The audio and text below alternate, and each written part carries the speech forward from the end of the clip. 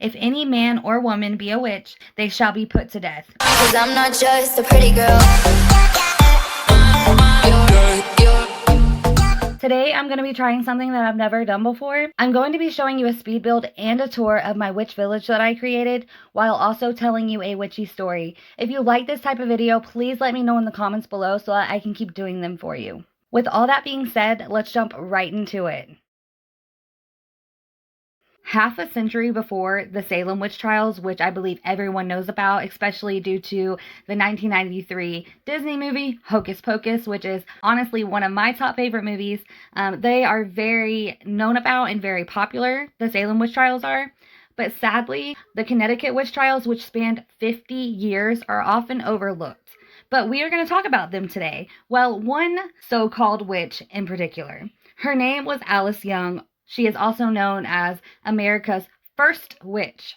She was the very first person to be tried and executed for witchcraft in America. Very little is known about Alice except for her reputation as a witch, so I only know what I've researched, and that's all I can tell you. But she was born in London, England.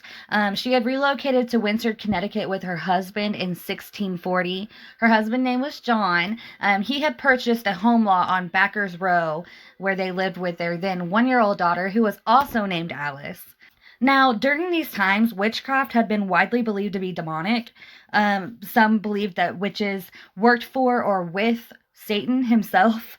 It's not funny, but it's just a crazy thought. People were truly fearful for their lives, to be honest. It was just 5 years prior to Alice's execution that Connecticut had made witchcraft one of their capital crimes. Quote, if any man or woman be a witch, that is hath or consulteth with a familiar spirit, they shall be put to death, end quote.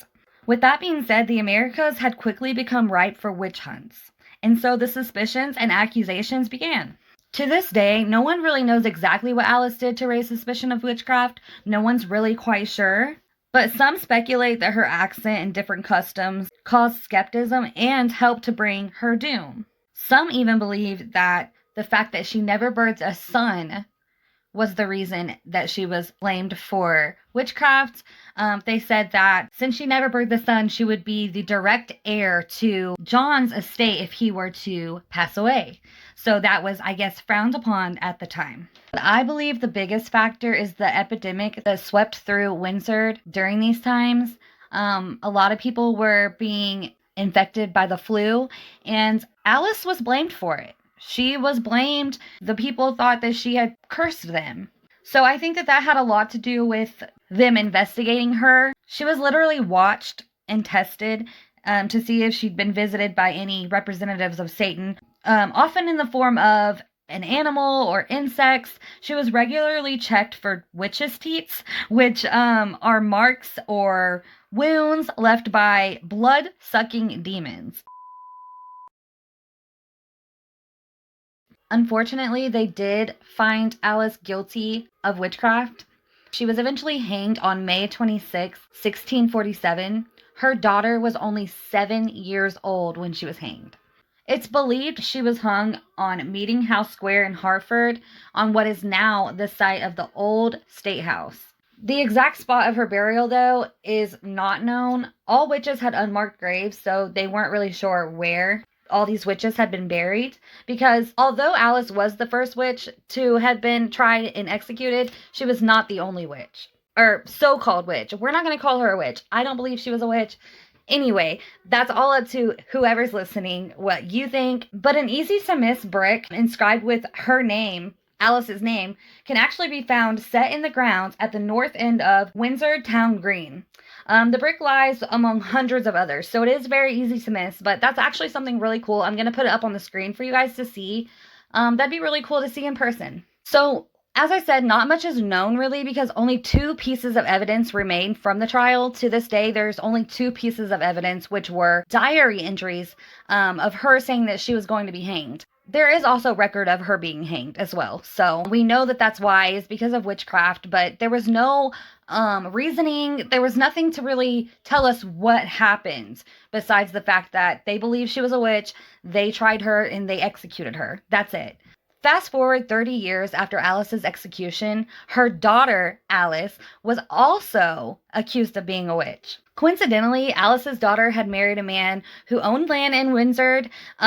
She had never birthed a son either. So, since she hadn't birthed a son, that would make her the sole beneficiary of her husband's estate. I'm not sure what that's all about. I guess back in those times, it was frowned upon for the woman to receive the estate, or maybe they thought that the woman would put some kind of curse or hex or something on the husband in order to have him pass away so that they could inherit the estate. I'm not sure exactly. I didn't research that much into it, but that's definitely something that's kind of interesting. Fortunately, Alice's daughter did not meet the same fate as her mother. She was never tried, never executed or anything, so that is good. Oh, also, I did miss a part about John, the husband. I'm sure you guys might be thinking, where is he? What happened to him? Well, 2 years later, 2 years after the execution, he had sold the property and completely vanished from the town. No one ever really saw him or heard from him since. They say that sometime in 1661, sometime around there, that he was in a completely different town and he passed away there. Not really too sure on that. Let's go ahead and fast forward now to present times. Descendants of Alice Young are actually working to clear her name to this day. They want to have her name restored in the town of Windsor. They don't want anyone to think that she was a witch. They don't want anyone believing that she was a witch. And I honestly applaud them for that. Like, all these years later, it's crazy to think about. And in my honest opinion, I don't believe Alice was a witch. I believe that she was a victim. But yeah, so that is the story of Alice Young, the very first witch of America. Or let's just say accused witch, right? I don't know. Anyway, like I said, if you like this video, please, please, please let me know in the comments below. Give it a big thumbs up if you feel so inclined. And I would love to make another video like this for you. Please stay tuned now for the tour of the Witch Village.